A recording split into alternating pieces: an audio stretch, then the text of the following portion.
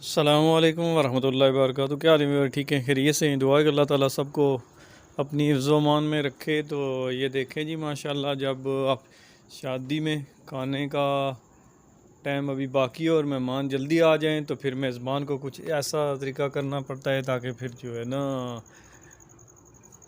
खाना लगते हुए टाइम पूरा जो है उसमें हो जाना चाहिए। तो फिर माशाल्लाह जी हम दाद देते हैं इस मेज़बान को, जिसने इस वक्त को पूरा करने के लिए बड़ा एहसन इक़दाम किया है।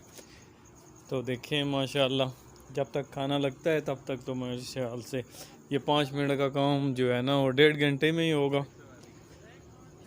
तो माशाल्लाह फिर अगर ये सारे लोग खाने पे बैठे होते तो फिर इस टाइम रश पड़ा होता, लेकिन इसने बड़ा ज़बरदस्त ऐसा तरीका निकाला है। इस तरह देखें, सब कोई काम पे लगा दिया है। अब खाना जो है ना एक साथ लग जाना है, फिर उसके बाद सब ने खा लेना है, फिर ये टाइम भी हो जाना है। तो माशाल्लाह जी,